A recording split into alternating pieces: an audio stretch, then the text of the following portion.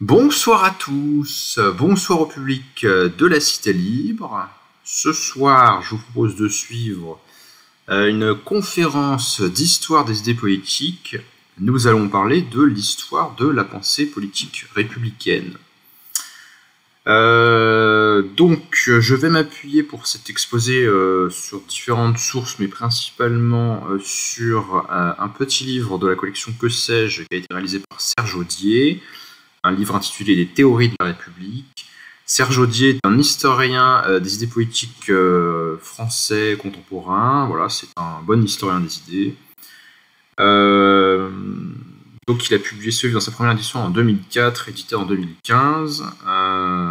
Et je vais m'appuyer sur la première partie de ce livre. Alors, l'histoire des idées politiques a une longue tradition. En introduction, je vous présenterai quelques éléments sur la redécouverte de ce mouvement d'idées au XXe siècle. Simplement, je pense que ce sera la première conférence d'une série d'exposés, car le sujet est dense.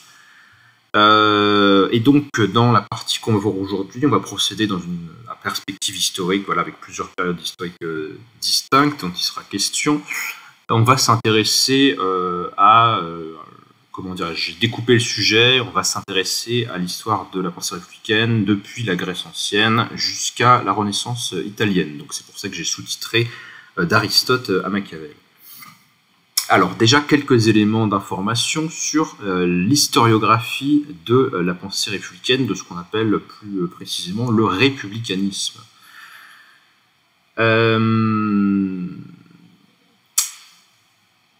Donc il y avait évidemment des études chez les historiens, par exemple du XIXe siècle, sur des penseurs républicains individuellement. L'un des plus étudiés à cette période-là, certainement en France, ça a été Rousseau.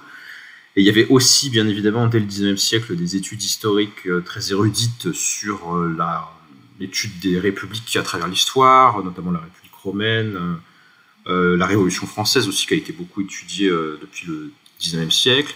Mais ça, c'était soit des individus considérés isolément, soit des périodes historiques où on étudiait plutôt les régimes. On n'avait pas vraiment conscience d'un mouvement d'idées transhistoriques, ou en tout cas de longue durée historique, avec des idées qui seraient rattachables à des auteurs, qui se lisent les uns les autres, qui s'influencent les uns les autres, et qu'on pourrait qualifier de pensée républicaine, comme une véritable pensée politique, au même titre qu'on peut parler d'une pensée libérale, conservatrice, socialiste, etc., pour d'autres catégories auxquelles on est peut-être plus habitué. Donc, le républicanisme.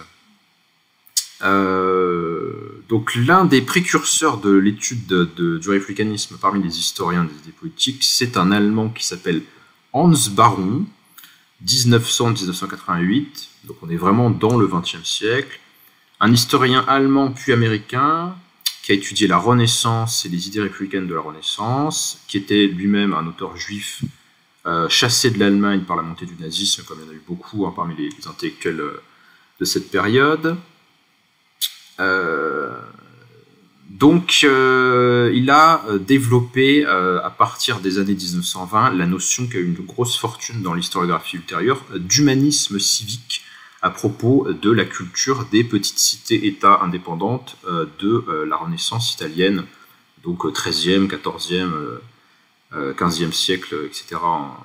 en Italie, et qui participe d'un mouvement européen un peu plus général qu'on appelle le mouvement communal, c'est-à-dire toutes ces petites villes qui ont commencé à se doter de chartes et de gouvernements urbains, plus ou moins indépendants selon les cas, des seigneurs ecclésiastiques ou des seigneurs laïcs, ou des rois, ou de l'empereur dans les villes allemandes, etc. Donc une culture urbaine politique qui se serait développée, qui serait un humanisme civique. Donc ensuite, il y a d'autres historiens qui ont développé l'étude du sujet dans la tradition anglaise. J'avance un peu dans le temps. Dans les années 60, il y a des historiens, notamment Bernard Belling, qui est un historien américain, qui ont montré la dimension républicaine dans la pensée politique des pères fondateurs de la République des États-Unis d'Amérique.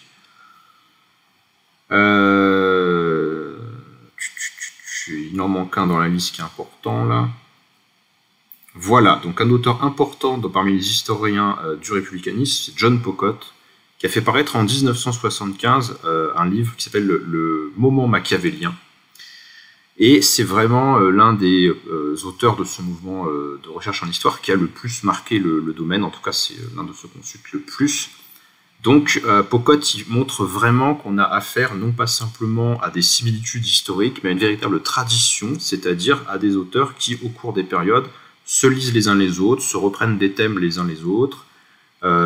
Et donc, non seulement il y a une culture politique républicaine dans l'Italie de la Renaissance, mais ils vont montrer, ces historiens, mais notamment Pocotte, qui est un Britannique, et qui fait partie avec un autre historien dont je vais peut-être reparler après, qui est Skinner, de l'école de Cambridge, donc une école d'histoire des idées politiques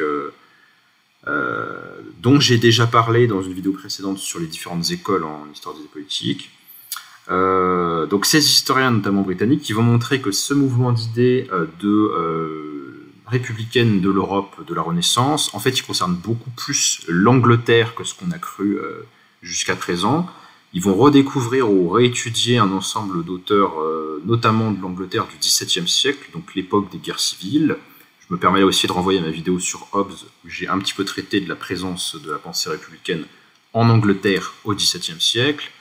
Voilà, c'est quelque chose, c'était pas forcément évident, parce que c'est un peu quelque chose qui appartient au refoulé de la tradition politique britannique, puisque c'est une monarchie qui, selon les périodes, a été absolutiste puis constitutionnelle, mais en dehors de l'épisode de la dictature de Cromwell, on n'a pas l'impression qu'elle ait eu une culture politique républicaine qui se serait concrétisée par un gouvernement institué.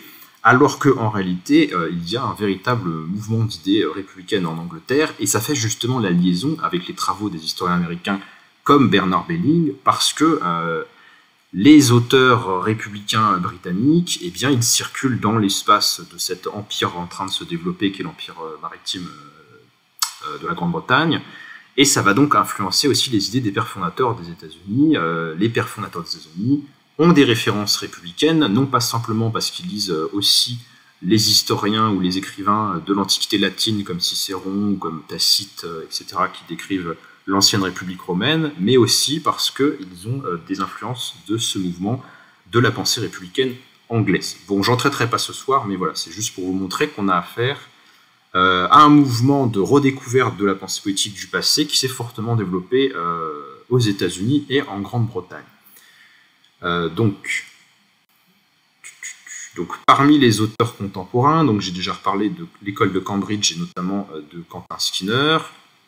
Donc Quentin Skinner, je l'avais un peu présenté dans une vidéo précédente, c'est donc l'un de ces historiens britanniques qui a étudié la pensée républicaine, il a fait de nombreux livres sur le sujet, sur son influence sur les penseurs de l'époque moderne, sur Machiavel, sur Hobbes, etc. Et donc, l'une des conséquences, là je déborde un peu du domaine strictement historique, mais l'une des conséquences de cette redécouverte de la pensée républicaniste, c'est que ça a influencé dans le domaine de la philosophie politique contemporaine un ensemble de penseurs. L'un des plus connus à l'échelle internationale, c'est Philippe Pettit, je crois qu'il est britannique, je suis pas sûr à 100%, mais je crois. Donc, non seulement les historiens ont redécouvert la pensée républicaine des temps passés, mais il y a les thèmes, les notions, les débats intellectuels auxquels ça a donné lieu ont influencé les philosophes politiques dans les pays anglo-saxons, si bien que maintenant, il y a des gens qui défendent des positions en philosophie politique qu'ils considèrent comme républicaines ou néo-républicaines, parce qu'il y a toutes sortes de débats sur à quel point ces tendances de pensée qui s'originent parfois dans la Renaissance ou dans l'Antiquité sont réactivables ou pas dans les conditions historiques contemporaines. Qu'est-ce que ça peut vouloir dire aujourd'hui de se définir comme républicain sur le plan politique dans le monde moderne? Est-ce que c'est compatible? Dans quelle mesure? Il y a beaucoup de débats sur la compatibilité ou l'incompatibilité de la pensée républicaine avec d'autres traditions de pensée ou d'autres formes de pensée politique, typiquement le libéralisme. Le libéralisme est souvent mis en concurrence ou en dialogue, en tout cas avec la pensée républicaine, parce qu'il serait compatible ou incompatible sur tel ou tel point. Et puis évidemment, ça se greffe sur beaucoup d'autres débats de la philosophie politique contemporaine. Faut-il préférer un État-nation à un État multiculturel? Faut-il préférer un État souverain à une fédération mondiale d'États? Ou d'autres débats possibles, hein. Donc il y a beaucoup de discussions sur qu'est-ce que ça impliquerait finalement de penser nos régimes politiques contemporains selon les catégories de la pensée républicaine. Et donc voilà, j'ai cité petite, parmi les Italiens, il y a Maurizio Viroli, et donc Serge Audier, qui est un historien français, il a un petit peu contribué à sa façon à ce regain d'intérêt autour de la pensée politique républicaine, sauf que lui, il n'a pas, là il fait une présentation, si vous voulez, de ce mouvement d'idées à l'échelle internationale, mais dans le cas de la France, ce qui va intéresser les chercheurs qui travaillent sur la pensée républicaine en France, ça va plutôt être la Révolution française, Rousseau, certains auteurs du XIXe siècle. Serge Audier, particulièrement, il a travaillé sur les républicains de l'époque de la Troisième République, notamment sur leur pensée sociale, voilà, comment créer... qu'est-ce qu'elle serait un régime... comment le régime républicain peut-il à la fois concilier certaines aspirations de la pensée républicaine avec certains principes modernes ou avec la pensée libérale, etc. Bon, bref, ça entraîne de vastes débats sur à la fois le domaine de l'histoire des idées et sur le domaine de la philosophie politique. Bon, alors je passe un petit peu parce que mon but c'est pas de faire un panorama exhaustif de l'historiographie, mais c'était pour quand même préciser que voilà, on a affaire à un courant d'idées qui monte depuis les années 70 et qui est vraiment qui fait partie maintenant du mainstream dans les débats en philosophie politique. Alors revenons déjà un petit peu à l'étymologie. De quoi parle-t-on lorsqu'on parle de république? Donc, le terme de république vient du latin res publica, la chose publique. Mais en fait, cette traduction littérale a un sens qui peut varier selon le contexte d'usage. Donc, res publica peut être utilisé pour signifier l'activité publique, les affaires publiques, l'intérêt public, la communauté constituée par le peuple. Donc, il y a un ensemble de significations qui ne sont pas strictement équivalentes. Donc, ça s'opposerait, le contraire de la res publica serait la res privata, la chose privée, le monde de l'intérêt domestique, le monde de la sphère privée. Ça permettait, cette catégorie de res publica, aux juristes romains de distinguer les biens du domaine public de biens du domaine privé. Mais elle pouvait aussi avoir, donc selon les contextes d'utilisation, des sens symboliques ou d'autres sens possibles. Il n'y a pas de traduction nette de cette formule de la res publica des Romains dans le langage de la pensée politique des Grecs. Donc moi je vais revenir jusqu'au point de départ avec les Grecs. Donc il n'y a pas d'équivalent strict.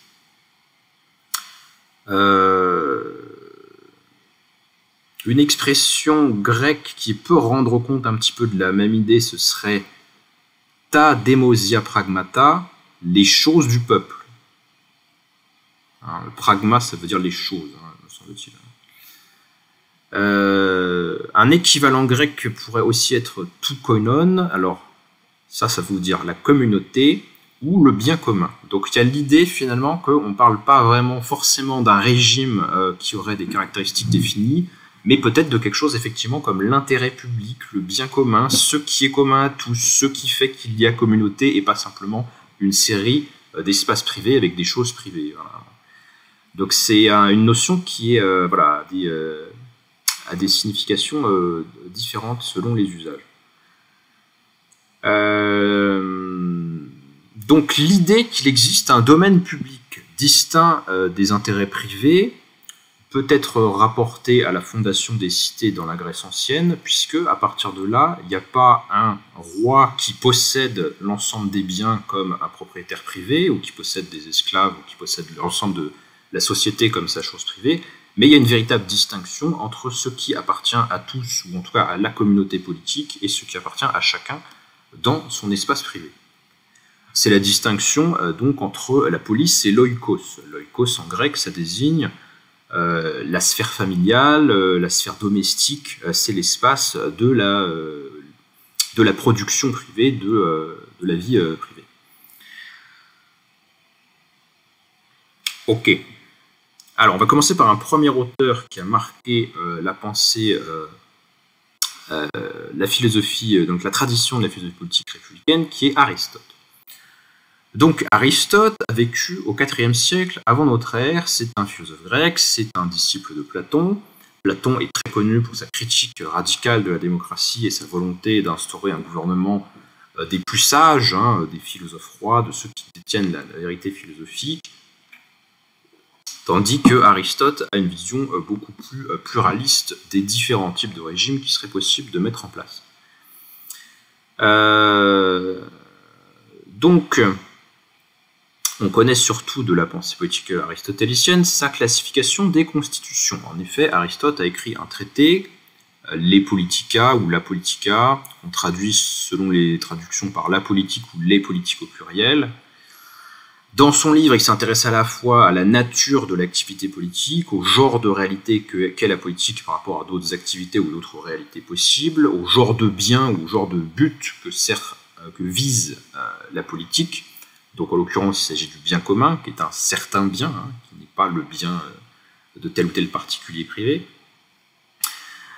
Et à partir de ce concept de bien commun et d'un autre concept, ou en tout cas d'un autre critère de classification qui va être l'extension de ceux qui détiennent le pouvoir politique dans un peuple, dans une société donnée, Aristote classe les constitutions des régimes en 6 formes idéales. Donc c'est des formes idéales, ça veut dire que dans la réalité, un régime il peut être composé de plusieurs, il peut être un intermédiaire, il peut être un mixte de ces formes. Mais voilà, il y a 3 régimes, il y a 6 régimes idéal typique, pourrait-on dire, dans la classification d'Aristote. Et donc, il les divise selon le critère de qui a le pouvoir. Donc, ça donne déjà 3 régimes possibles. La monarchie pour pour les sociétés qui sont dirigées par un seul individu qui concentre le pouvoir. L'aristocratie pour les sociétés qui sont dirigées par des individus au pluriel qui se partagent le pouvoir. Et la politeia. Alors, c'est une appellation un peu bizarre parce que ça veut juste dire littéralement régime politique, mais il y a des traductions de ce 3e régime qui donnent république. On parle parfois aussi de gouvernement constitutionnel. Donc, le 3e type de régime, il a un nom un peu bizarre parce qu'il s'appelle juste régime. Vous voyez, c'est comme si c'était le régime, en quelque sorte, par excellence, ou en tout cas ce qui s'approche le plus de l'idée de régime, parce qu'il est juste appelé de cette façon-là. Bon. Alors chacun de ces régimes, donc la politeia, c'est le régime dans lequel le pouvoir appartient à tous les citoyens, ils sont tous égaux dans la participation à l'exercice du pouvoir politique. Alors ces 3 régimes donc, qui sont distingués par l'extension de qui a le pouvoir, ils peuvent prendre des formes vertueuses ou des formes corrompues. Donc quand un seul a le pouvoir et qu'il l'utilise pour le bien commun, c'est-à-dire pas pour l'intérêt d'une minorité ou pour son intérêt propre exclusivement, c'est une monarchie.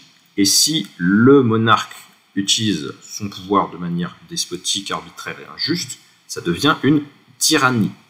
Ça, c'est les catégories que propose Aristote pour les formes de régime. De la même façon, quand le pouvoir appartient à quelques-uns et qu'il est bien utilisé au service de tous, c'est une aristocratie, c'est-à-dire littéralement le pouvoir ou le gouvernement des meilleurs. Aristote, c'est les meilleurs, les plus excellents, l'élite, l'élite au sens noble. Quand l'aristocratie dégénère et que le pouvoir appartient à une minorité qui utilise à son propre profit exclusif du bien commun, ça devient une oligarchie. Il y a même des formes particulières d'oligarchie qu'on va appeler des plutocraties, donc des régimes qui sont dirigés par les plus riches et par des gens qui veulent uniquement s'enrichir en se partageant le pouvoir politique. Et enfin, la forme qui est appelée politeia, lorsqu'elle dégénère, Aristote appelle ça une démocratie. Donc, démocratie chez Aristote, c'est pas un régime sain, c'est un régime corrompu. C'est le régime où la masse utilise son pouvoir d'une manière qui n'est pas bonne pour l'ensemble des citoyens. Donc ça, c'est intéressant d'insister là-dessus parce que dans l'histoire politique ultérieure, la démocratie aura longtemps mauvaise réputation, puisque précisément, dans le sens aristotélicien du terme, c'est un régime corrompu, c'est un régime qui s'écarte du bien commun. Alors Aristote, contrairement à Platon, il considère qu'il y a plusieurs types de régimes qui peuvent être de bons régimes. Donc une monarchie est un bon régime, une aristocratie est un bon régime, et une politeia est un bon régime. Il fait pas, c'est-à-dire qu'il ne considère pas que un Un régime peut être plus ou moins bon et plus ou moins mauvais, il peut être plus ou moins proche d'un type pur de cette classification ou plus ou moins imbriqué de différents éléments, parce que quand il classe les constitutions, Aristote, il voit bien que certains régimes, c'est des mixtes ou c'est des mélanges de ces différentes catégories, mais ça sert un peu à préciser le champ des possibles. Donc Aristote, contrairement à Platon, il considère que différents types de régimes peuvent être de bons régimes. Cependant, il y a quand même l'idée dans son texte, semble-t-il, que Aristote individuellement, il semble avoir une certaine préférence quand même pour l'apoliteia. Donc l'apoliteia, c'est donc ce régime qu'on traduit ou qu'on peut traduire par république. Il y a d'autres appellations, parfois on parle de gouvernement mixte, de gouvernement constitutionnel, enfin voilà, il y a plusieurs traductions qui ont été proposées. Donc si je vous parle de régime mixte, très souvent je vais faire référence à ce régime mixte-là, c'est-à-dire donc l'apoliteia. Alors la république au sens d'Aristote, même s'il n'emploie pas le terme stricto sensu, c'est donc un régime où le grand nombre a le pouvoir, où tous les citoyens participent au pouvoir, donc on pourrait se dire que c'est très proche de la démocratie, sauf que quand on lit bien le texte d'Aristote, qui est un penseur quand même un petit peu conservateur, il y a l'idée qu'il faut que ce soit un régime en quelque sorte dominé par les classes moyennes. C'est-à-dire que tout le monde a le pouvoir, mais il faut que ce soit pas trop... il ne faut pas qu'il y ait une minorité riche qui commence à accaparer le pouvoir, et il ne faut pas trop que les plus pauvres commencent à accaparer le pouvoir. C'est-à-dire qu'il faut vraiment que ce soit le régime du centre, le régime où les choses restent véritablement équilibrées à égale distance des deux pôles de la structure sociale, parce qu'il a bien conscience derrière ça qu'il y a quand même, je n'ose pas dire une lutte des classes, mais en tout cas voilà, des rapports de force sociaux entre les différents groupes. Il ne faut pas que cette république soit dominée trop fort par la majorité riche, parce qu'elle va utiliser son pouvoir pour le faire dévier vers l'oligarchie. Et il ne faut pas non plus que la majorité, les citoyens pauvres en masse, commencent à accaparer le pouvoir à leur propre profit, parce qu'ils vont vouloir piller les riches, ça va donner du désordre, ça va donner peut-être une guerre civile, et en tout cas ça risque de faire dévier le régime vers la démocratie.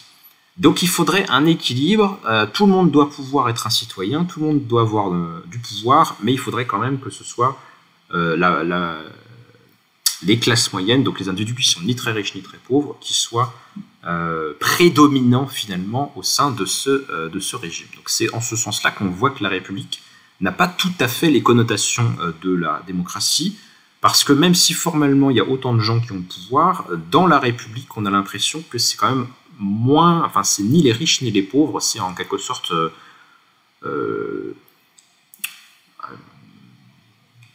il y a une prédominance d'un groupe intermédiaire, voilà, qui serait à l'écart des passions ou des intérêts vraiment exclusifs des classes aux extrêmes du spectre social.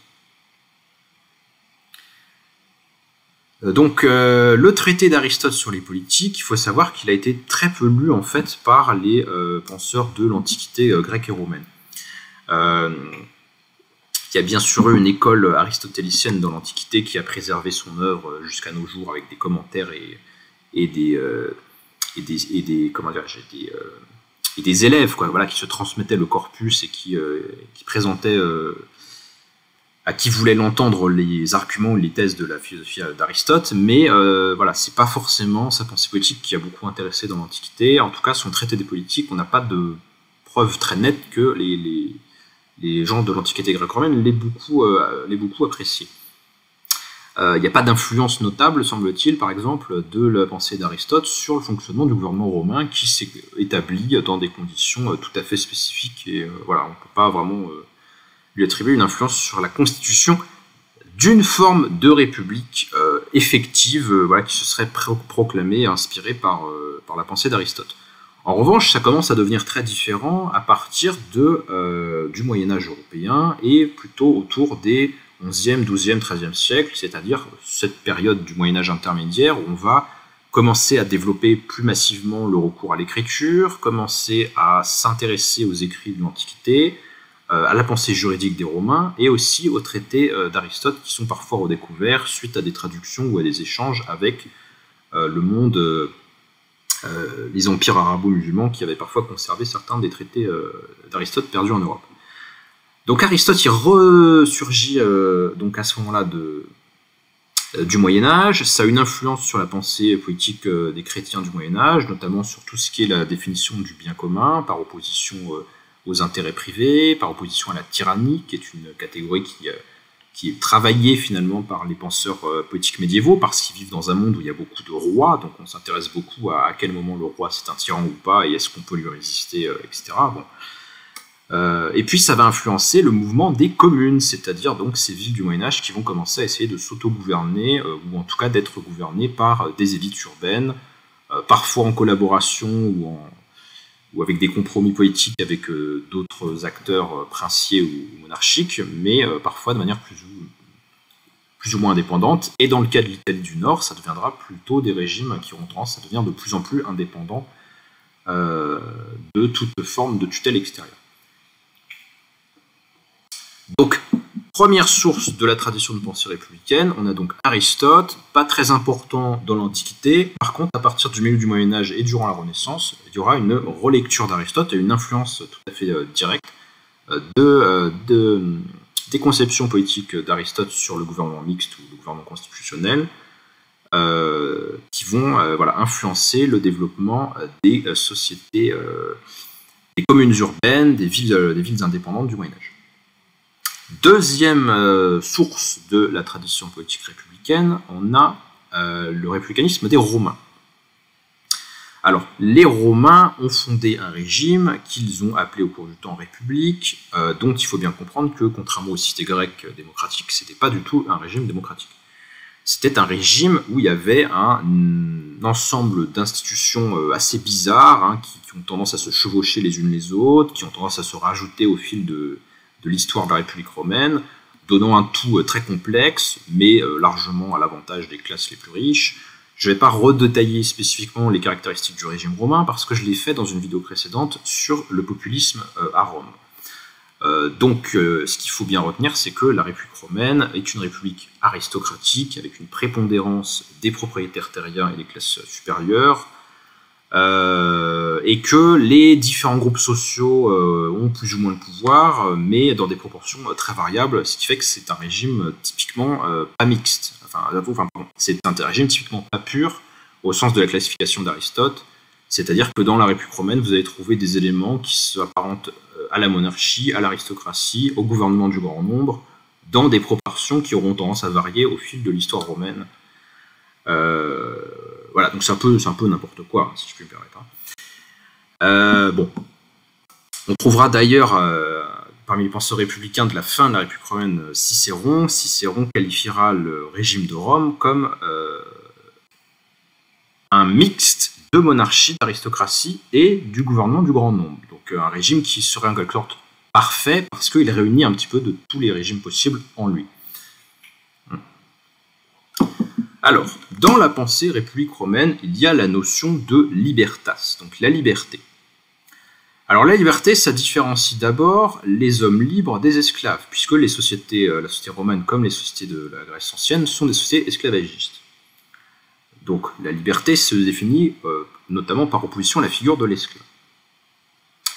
L'idée majeure chez des historiens, donc plutôt de la fin de la période républicaine ou du début de la période impériale, comme Tite-Live ou Salluste, est celle du gouvernement des lois. Donc là, on a déjà une première idée qui va nous permettre de sortir finalement de la définition un peu plate et courante de la République comme régime où c'est pas un roi qui gouverne. Alors certes, une République, c'est un régime politique où c'est pas un roi héréditaire, tout puissant, etc. qui gouverne. Mais c'est un peu court. Donc si on veut explorer finalement les nuances, les concepts, les institutions qui ont façonné le républicanisme en tant que courant d'idées politiques, il faut trouver quelles sont les autres idées et comment elles s'interconnectent, qui font qu'il y a un ensemble de notions qui doivent être toutes réalisées pour qu'on puisse parler d'un véritable régime républicain. Donc premièrement, il y a l'idée du gouvernement des lois. Le gouvernement des lois, c'est l'idée que pour être libre, il faut être gouverné par des lois et non pas par l'arbitraire d'un pouvoir personnel. Alors, ça veut dire que quand vous êtes dans une monarchie absolue, etc., finalement, vous n'êtes pas gouverné par des lois au sens où ce qui vous gouverne, c'est la volonté de celui qui a le pouvoir qui s'exerce telle qu'elle, et puis elle peut défaire un jour ce qu'elle a fait le lendemain, etc. Donc on sent qu'on est sous la tutelle d'une personne. Alors que l'idéal, en tout cas du gouvernement des lois, ce serait de ne pas être sous la domination d'un homme, ou même de plusieurs hommes, mais de lois, de choses qui finalement ne dépendent plus d'une volonté personnelle. Il y a cette idée que finalement être gouverné par des lois, c'est s'affranchir d'une autorité personnelle, me semble-t-il, parce que la loi peut être plus durable que la volonté d'un individu. Si l'individu qui a un contrôle arbitraire sur vous meurt, en fait vous êtes libéré de sa domination. En revanche, les lois, elles peuvent être consacrées par la tradition, par la durée, par le temps, et donc finalement, quand on obéit à une loi qui est là depuis très longtemps, on n'a pas le sentiment d'être sous le contrôle d'une personne en particulier qui vous commande. C'est en quelque sorte quelque chose de plus abstrait, de plus collectif, qui gouverne. Alors on peut considérer que c'est une fiction, on peut considérer que c'est une idéologie même, on peut considérer que cette idée de gouvernement des lois, finalement c'est une manière d'enrober le fait qu'il y a quand même des gens qui ont le pouvoir à un moment donné, et dans la République romaine, ces gens c'est quand même surtout donc les autorités élues comme les consuls, et puis dans une certaine mesure les sénateurs, etc. Bon, bref, une aristocratie. Mais voilà, l'idée que idéalement il faudrait être gouverné par des lois et non pas par des hommes, c'est quelque chose qui permet déjà de dépersonnaliser le pouvoir, au moins sur un plan un peu symbolique, quoi. Donc cette opposition entre le gouvernement de la loi et le règne monarchique arbitraire est fréquente dans le discours poétique républicain. On voit bien d'ailleurs comment cette pensée de la liberté est liée au fait qu'elle s'est constituée dans une société esclavagiste, parce que la figure de celui qui a un pouvoir arbitraire sur autrui, c'est bien la figure du maître vis-à-vis de l'esclave. Le maître, il est dans une situation d'arbitraire vis-à-vis de l'esclave. Il peut en faire ce qu'il veut. Il peut le vendre, il peut le battre. Si c'est une femme, il peut la violer, ou un homme d'ailleurs. Il peut le tuer, etc. Et dans le gouvernement, enfin dans la législation romaine, c'est tout à fait normal en fait. Il n'y a rien qui est interdit. Donc ça, c'est un pouvoir arbitraire, et c'est face à un pouvoir de cette nature-là, face à un pouvoir de ce type-là, donc un pouvoir personnel arbitraire, qu'il va falloir construire une république, c'est-à-dire un régime où les citoyens, c'est-à-dire dans le cas de Rome, les hommes adultes de la cité de Rome, ne seront pas soumis aux caprices d'un individu qui pourrait leur faire ce qu'eux-mêmes se permettent de faire à leurs esclaves, mais plutôt sous une sorte de gestion collective, un peu impersonnelle, qui sera le gouvernement des lois. Donc un leitmotiv du discours politique républicain, notamment dans le cas de Rome, c'est la haine de la royauté, l'idée que la royauté est quelque chose d'ignoble. Donc il y a le mythe fondateur de Rome, qui est la mise à mort du dernier roi de Rome, qui a violé une femme de l'aristocratie qui s'appelait Lucrèce, et qui est assassinée pour son crime.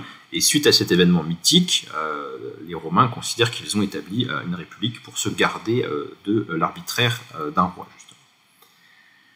Alors, il y a plusieurs auteurs, plusieurs écrivains de l'Antiquité qui ont donc transmis un ensemble d'idées, de symboles et de catégories ou d'éléments de vocabulaire de cette tradition poétique républicaine, qui est à la fois donc un mouvement d'idées, mais une réalité aussi en tant que régime effectif chez les Romains. Parmi ceux qui ont le plus influencé la postérité, on a bien évidemment Cicéron, donc un homme de la fin de la République romaine, puisqu'il vit vraiment la dernière période de la République romaine au 1er siècle avant notre ère, période marquée par des guerres civiles et un déséquilibre des institutions qui sont de plus en plus captées par des généraux enrichis par leur conquête, notamment Jules César. Cicéron, dans ses traités de philosophie ou dans ses écrits politiques ou dans ses discours publics, dont on a conservé un certain nombre, puisque c'était un grand écrivain, un théoricien notamment de l'art oratoire, de l'art de parler en public. Parmi ces traités, Cicéron a transmis à la postérité donc le De Republica, donc de la République, écrit en 54 avant notre ère, qui justement développe cette idée que être sous un régime républicain, c'est être vraiment libre, puisque on n'est pas soumis à une domination personnelle, on partage le pouvoir avec les autres citoyens. Et Cicéron, il ajoute que, alors, à travers les personnages qu'il met en scène, parce que Cicéron ne s'exprime jamais lui-même, il fait des dialogues un petit peu comme Platon, donc il fait parler des personnages, mais les personnages qu'il met en scène avancent que la République romaine, c'est un gouvernement plus parfait que les autres. Pourquoi ? Parce qu'elle mixte un petit peu de monarchie, un petit peu d'aristocratie et le gouvernement du grand nombre, et donc elle associe les différentes classes de citoyens, les riches et les pauvres, les patriciens et les plébéiens, ils ont tous une place, en tout cas dans l'idéal un peu conservateur quand même d'Aristote, ils ont tous une place dans la République.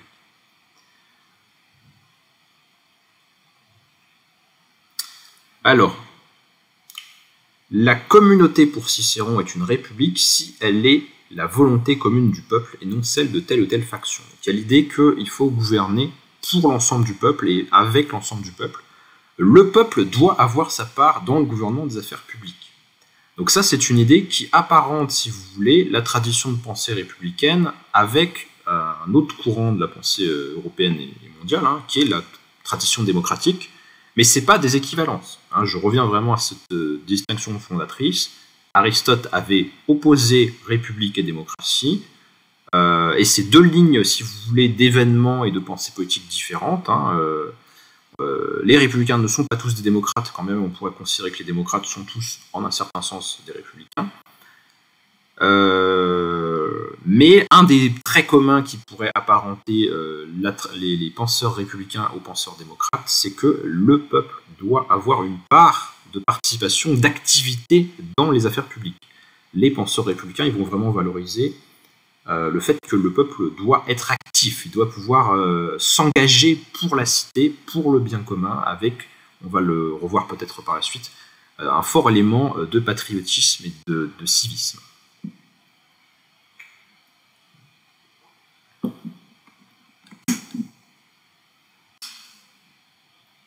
Alors, je lis un petit peu.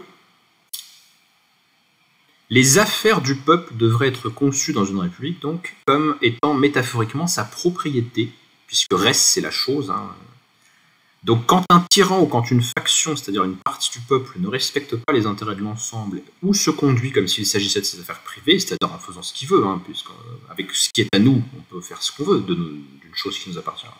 Dans une conception, en tout cas romaine, de la propriété romaine, c'est une propriété privée pleine, c'est-à-dire que on peut faire tout ce qu'on veut d'une chose, y compris la détruire. Les choses incluant la catégorie des esclaves chez les Romains. Alors que si sa propriété, si les choses du peuple sont traitées par ceux qui exercent le pouvoir comme s'il s'agissait d'affaires privées, alors la propriété du peuple lui a été volée. Voilà. Le peuple n'est plus libre lorsque sa res, sa chose, lui a été substituée par d'autres. Donc c'est une façon, c'est un langage poétique, pourrait-on dire, qui traduit avec des termes qui s'apparentent un peu au droit et aux catégories juridiques comme la chose, les notions de ce qui est un régime libre, de ce qui n'est pas un régime de liberté. Alors Cicéron reformule la typologie grecque, donc il constate les limites de chaque régime monarchique, aristocratique et démocratique. La monarchie menace de dégénérer en tyrannie, l'aristocratie menace de dégénérer en oligarchie, la démocratie menace d'être un gouvernement arbitraire de la multitude. D'ailleurs, il me semble que Cicéron oppose nettement la multitude et le peuple. La multitude, c'est quand tous les citoyens font n'importe quoi avec le pouvoir. Le peuple, c'est quand les gens sont dans les institutions de la République et se comportent comme de bons citoyens dans les institutions de la République. Quand c'est le peuple qui s'occupe de tout, on pourrait croire que c'est une république, puisque tout appartient au peuple, et nous avons dit que la république était chose du peuple. Mais en vérité, la domination illimitée de la multitude est, là aussi, l'antithèse de la république, car elle consacre le règne de l'arbitraire. Alors là, on touche à une deuxième idée qui va distinguer la tradition républicaine de la pensée démocratique, en tout cas potentiellement, c'est que les républicains ont toujours à cœur l'idée qu'on ne peut pas faire tout ce qu'on veut avec le pouvoir. Le pouvoir ne peut pas être exercé contre le bien commun, il ne peut pas être exercé au-delà de ses limitations naturelles, ou de son ordre propre, et donc un pouvoir arbitraire, fût-il celui du grand nombre, est une catastrophe. Donc il y a une très forte idée de limitation des pouvoirs, ou de limitation de l'extension du pouvoir, ce qui peut dans un certain sens apparenter ou rapprocher la tradition de pensée républicaine de la tradition libérale, qui elle aussi insiste sur la nécessité de contenir les bornes de l'extension du pouvoir politique vis-à-vis de la société. Tout comme Polybe, Cicéron plaide pour la constitution mixte. Donc c'est une des traductions possibles de cette terme grec de politeia.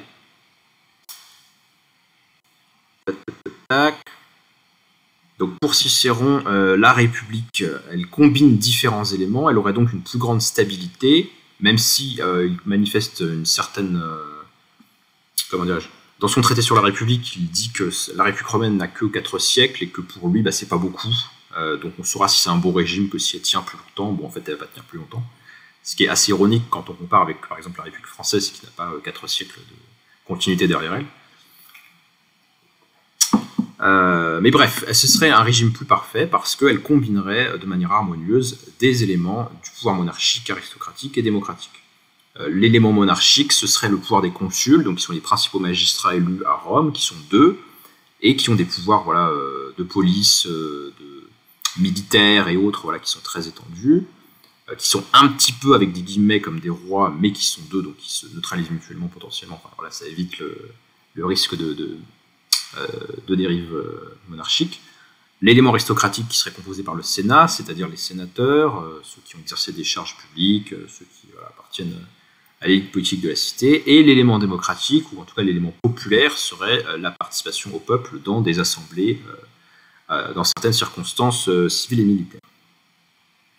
Alors, je fais maintenant un grand bond dans le temps, puisqu'on va laisser nos Romains. Là, on a vu finalement les 2 grands courants de la pensée républicaine chez les antiques, donc les Grecs d'un côté avec surtout Aristote, les Romains de l'autre avec notamment Cicéron, ou d'autres écrivains de l'époque romaine. Et on va passer à la deuxième moitié pour aller explorer un petit peu comment cette tradition s'est remanifestée de façon différente dans le mouvement de la Renaissance italienne. Alors, je lis un petit peu. L'indépendance des communes de l'Italie du Nord et centrale s'accompagne d'une réactivation du républicanisme antique. C'est là on peut dire qu'il y a tradition, parce que c'est pas juste des gens qui refont la même chose, c'est des gens qui font des choses en référence au passé et en s'inspirant ou en réutilisant des textes ou des idées de la tradition gréco-romaine. Grâce à la traduction et à la diffusion de la politique d'Aristote au XIIIe siècle, donc ça j'en ai parlé, à la découverte du républicanisme de Cicéron et à l'exhumation des écrits de Polybe.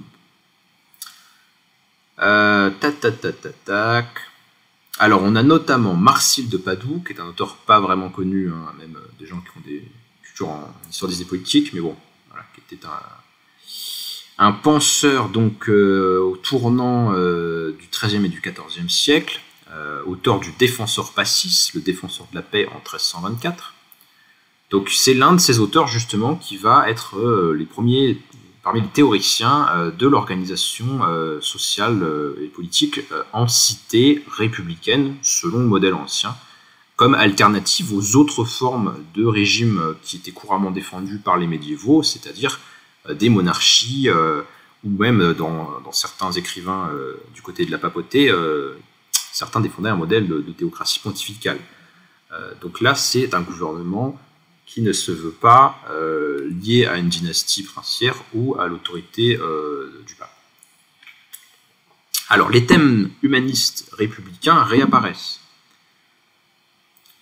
Certains humanistes défendent une idée novatrice de la vie active. Donc la vie active, c'est la vie dans le monde, celle qui s'oppose à la vie des religieuses et des religieux qui sortent du monde pour contempler les réalités supérieures.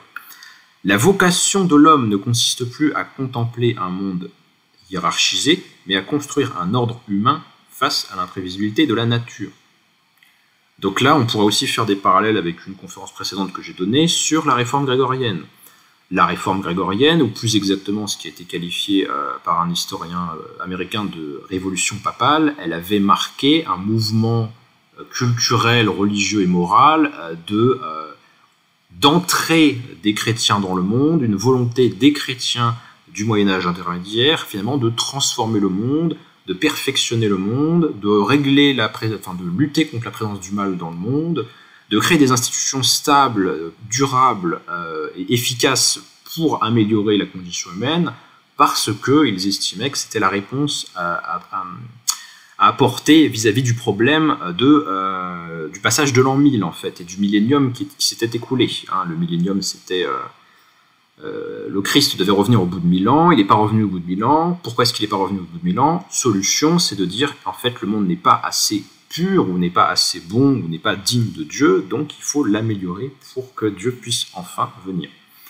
Donc il y a un tournant finalement vers l'activité, vers la transformation du réel, vers la maîtrise du réel aussi. C'est pour ça qu'on s'intéresse au droit dans le Moyen-Âge intermédiaire, c'est pour ça qu'on va chercher la pensée aristotélicienne, qui est une pensée scientifique, précise, qui étudie la biologie, la physique, des domaines d'action sur le réel, parce que finalement il y a un regain d'intérêt pour la vie dans le monde par rapport au Moyen-Âge, qui était dominé par le détournement du monde au profit de la communauté monastique et de la préparation de la vie post-mortem.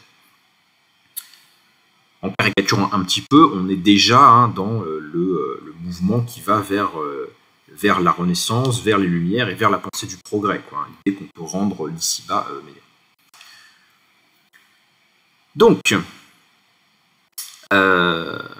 Donc on a une multitude de villes qui se développent avec le développement des échanges marchands, le commerce en Méditerranée, qui font toute cette richesse culturelle et urbaine des villes d'Italie du Nord, qui est une partie extrêmement riche de l'Europe de l'époque, qui est très urbanisée, qui est très lettrée.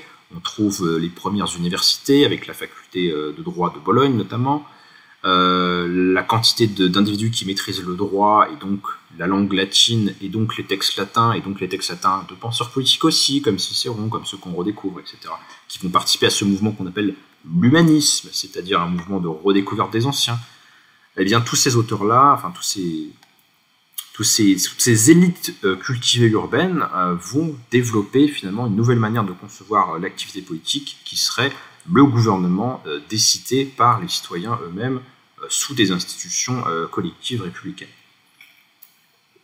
Alors c'est très fortement lié aux thématiques du patriotisme, parce que en fait, puisque ces villes sont des cités-États en concurrence, eh bien il s'agit de défendre l'indépendance de la cité par rapport à la cité d'à côté, de Florence par rapport à Venise, par rapport à Sienne, par rapport à je ne sais pas quelle autre ville, et donc cette expression d'une identité urbaine civique, elle passe aussi donc par un élément de patriotisme qui est très fortement affirmé.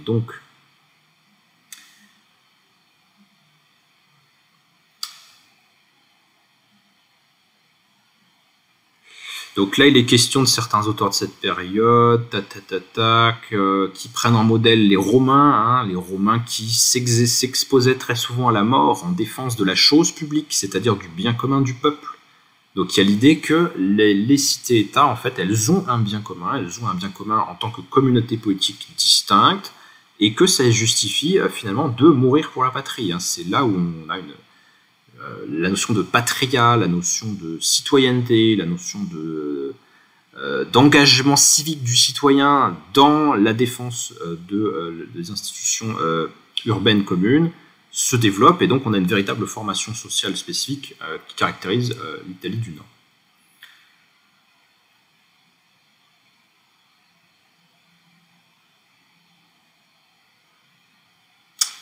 Alors, un autre auteur de cette période, on avance un peu dans le XVe siècle, donc Matteo Palmieri, penseur et acteur politique, ambassadeur, capitaine, donc capitaine ça veut dire qu'il dirigeait une troupe de soldats, il écrit un traité vers 1430 de la vie civile,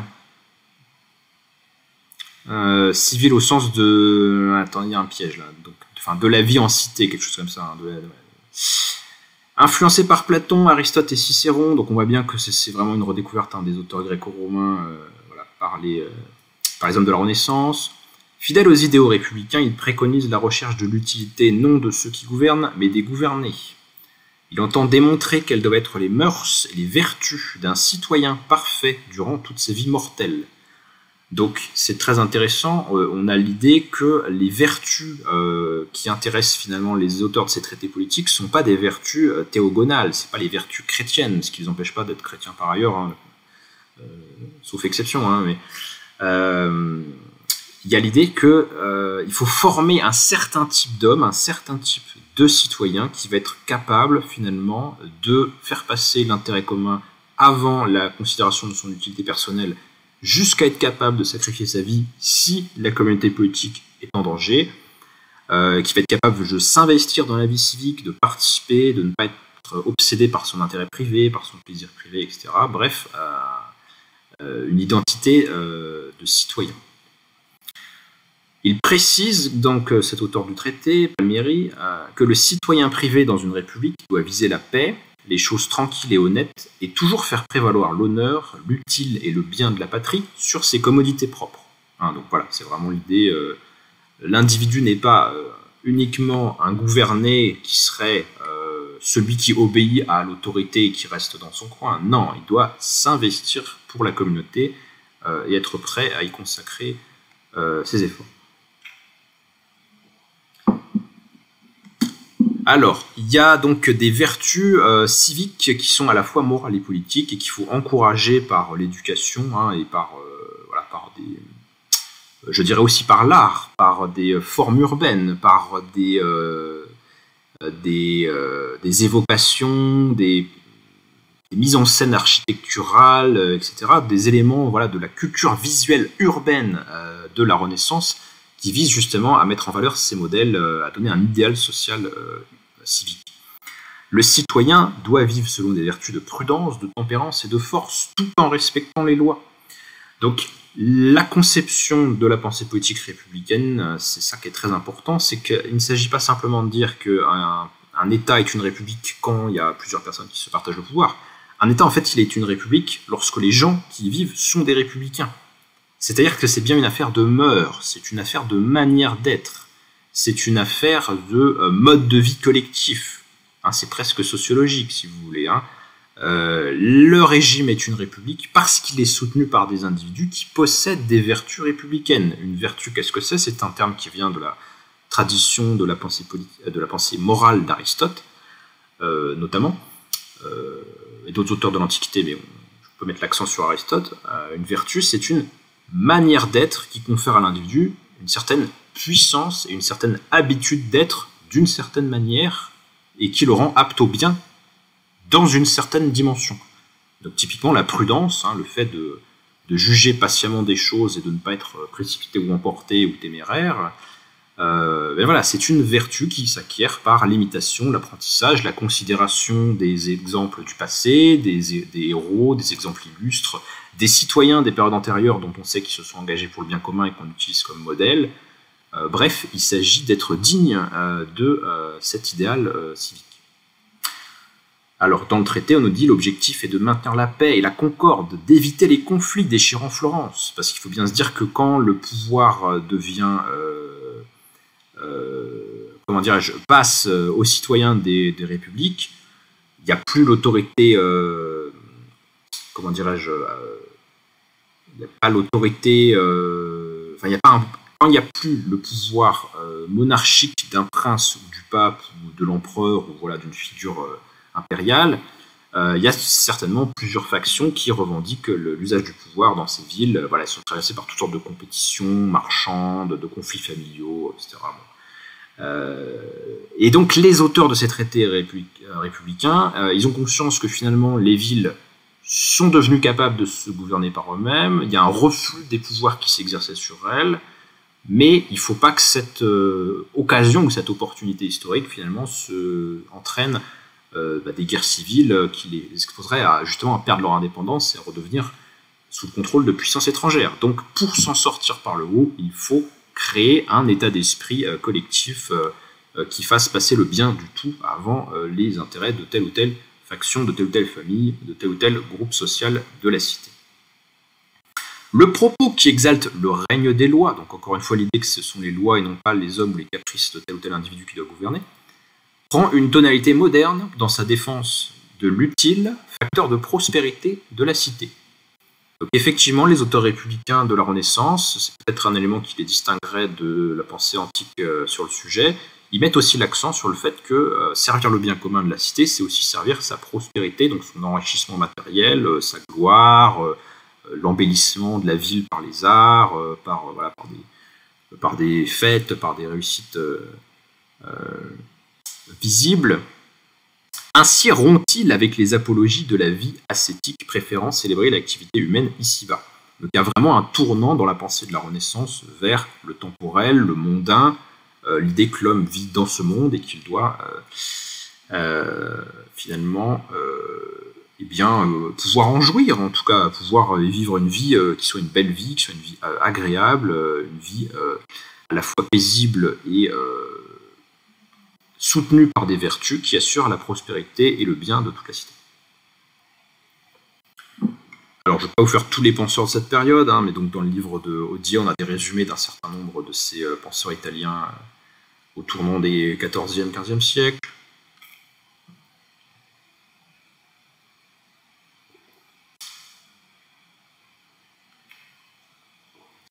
Je vais avancer un petit peu, je vais passer à Machiavel pour m'acheminer vers une conclusion.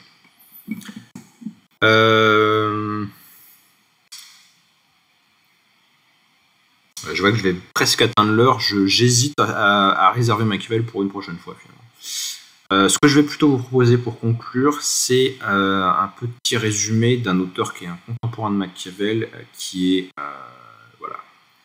Francesco Guicciardini, parfois traduit en français par Guichardin. C'est un auteur donc, qui a vécu à la même époque que Machiavel, c'est-à-dire la fin du XVe siècle, début du XVIe. Et Guicciardini fait partie de ces écrivains républicains de la Renaissance italienne qui vont influencer à leur tour d'autres auteurs ultérieurs, notamment dans le monde anglo-saxon. Il est l'auteur en 1526 d'un dialogue sur le régime de Florence, donc c'est aussi un Florentin. La différence, donc j'anticipe sur ce que je dirai la prochaine fois quand je parlerai de Machiavel, mais une différence qu'on peut faire entre la pensée de Guichardin et celle de Machiavel, c'est que Guichardin, contrairement à Machiavel, ne pense pas que les conflits internes des cités peuvent être un facteur de renforcement et de progrès. Il a plutôt une conception classique, comme on retrouverait chez Aristote ou Platon, selon laquelle la bonne cité est organisée de manière paisible et non conflictuelle. De plus, Guichardin considère qu'une bonne république, c'est plutôt une république aristocratique. Donc là, on voit qu'on a plusieurs manières possibles d'envisager le régime républicain. Certes, c'est un régime où le peuple intervient, où le peuple n'est pas passif, mais dans le cas de Guichardin, lui, il souhaite vraiment que le pouvoir appartienne avant tout à une élite. Le modèle qu'il met en valeur, c'est la République de Venise. En effet, la République de Venise est une république de cette période, qui s'est enrichie par son empire maritime, qui est gouvernée à la fois par un doge, c'est-à-dire une sorte de monarque, entre guillemets, parce que c'est pas vraiment un roi, mais enfin, on va dire une sorte de chef, le doge, qui est élu à la suite d'une procédure interminable et extrêmement complexe impliquant les différentes grandes familles de la ville de Venise. Le pouvoir Venise, donc, il appartient au doge, mais surtout, il appartient au Sénat, aux sénateurs, aux élites qui constituent finalement l'aristocratie vénitienne, des familles anciennes qui se pensent elles-mêmes finalement selon le modèle des patriciens romains. Donc tous ces auteurs de la Renaissance, hein, finalement, pour former leur régime politique et les interpréter, ils font beaucoup de parallèles entre leur époque et l'organisation des Romains. Ils lisent le latin, ils ont ça dans leur univers culturel. Donc Guicciardin aime bien ce modèle vénitien parce que voilà, il y a une élite qui a le pouvoir, et puis ce qui le séduit aussi dans le modèle vénitien, c'est que c'est une république qui est une république marchande. Et là, on a un élément qui permet de distinguer la pensée politique de Guicciardin par rapport à toute une part assez dominante quand même de la tradition républicaine, qui met surtout l'accent sur le fait que les citoyens dans une république doivent avoir des vertus militaires, des vertus guerrières, comme les citoyens romains de l'Antiquité, parce que c'est ça qui permettra de garantir l'indépendance et le bien commun de la cité, justement en s'opposant à la montée d'un tyran ou à des puissances extérieures qui voudraient étouffer cette liberté. Donc ça, c'est vraiment le modèle du citoyen soldat qu'on trouve beaucoup chez Machiavel. Guicciardin, lui, ça l'intéresse moins. Il aimerait plutôt que la cité, elle ressemble à Venise, c'est-à-dire une république enrichie par le commerce. Voilà, il y a plutôt un modèle aristocratique et un peu bourgeois, en fait, d'un certain côté.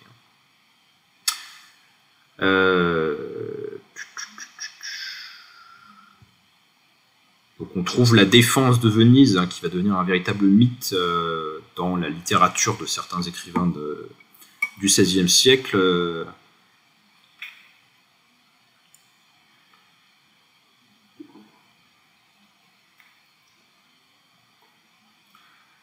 Alors, par exemple, on a un autre auteur de la même période qui est le cardinal et théologien Contarini. Lui décrit la République des Vénitiens comme un modèle de liberté et de stabilité grâce à une structure garantie par des ordres aristocratiques et un sage équilibre constitutionnel, ingénieuse combinaison entre une élite aristocratique et le doge, avec un conseil, tatati tatata. Donc un autre élément qu'on peut voir dans cette tradition politique du républicanisme, c'est l'idée aussi de l'équilibre constitutionnel. L'idée, en fait, que le pouvoir, il faut faire en sorte qu'il ne puisse pas glisser vers un seul individu, vers un individu qui pourrait l'exercer de manière arbitraire. Donc c'est une idée qui a un petit peu un corollaire avec, qui va dans le même sens que celle du gouvernement des lois dont j'ai parlé tout à l'heure. Une autre idée, c'est que pour qu'un régime soit vraiment républicain, il faut qu'il y ait différents organismes, différentes instances de pouvoir et un équilibre constitutionnel entre ces instances qui fasse que finalement le pouvoir, il ne sera pas arbitraire parce qu'il appartiendra à plusieurs, ou il sera exercé par plusieurs instances différentes. Donc même si c'est pas forcément thématisé de la même façon que chez les auteurs beaucoup plus postérieurs qu'on associe souvent au libéralisme comme John Locke ou dans le cas de la France Montesquieu, même si c'est pas encore thématisé comme ça le sera plus tard historiquement comme un équilibre des pouvoirs, une séparation des pouvoirs, un check and balances comme diront les anglo-saxons, il y a déjà dans cette tradition républicaine l'insistance sur le fait que pour que le régime soit une république, pour que le régime ne soit pas arbitraire, pour que le régime ne soit pas le gouvernement d'un seul, il faut qu'il y ait plusieurs instances de pouvoir et qu'elles se combinent les unes les autres de manière à ce que l'exercice du pouvoir soit disséminé et multiple. Voilà. Donc ça aussi, c'est un élément qui permet vraiment de démarquer la tradition de pensée républicaine peut-être par rapport à la tradition de pensée démocratique, parce que dans les penseurs de la démocratie, il n'y a pas toujours cette idée qu'il faut différentes institutions s'équilibrant ou s'opposant les unes les autres. Ça peut être éventuellement, ou en tout cas c'est comme ça que ce sera mis en exergue par certains critiques du gouvernement démocratique qui l'accuseront de pouvoir basculer vers la démagogie, le règne des masses, le populisme, etc. Tandis que la République serait en quelque sorte une démocratie tempérée par des institutions, par un ordre constitutionnel. Hein. C'est aussi une des traductions de cette catégorie de politeia chez Aristote, l'idée de gouvernement constitutionnel, donc tempéré par la présence d'une constitution distribuant les pouvoirs entre différentes institutions. Voilà, je m'en arrête là pour ce soir. Je pense que j'en ai déjà beaucoup dit. Je pense qu'on se retrouvera ultérieurement pour un exposé spécifiquement sur le cas de la pensée républicaine de Machiavel. Et je suis à votre disposition si vous avez des questions. Est-ce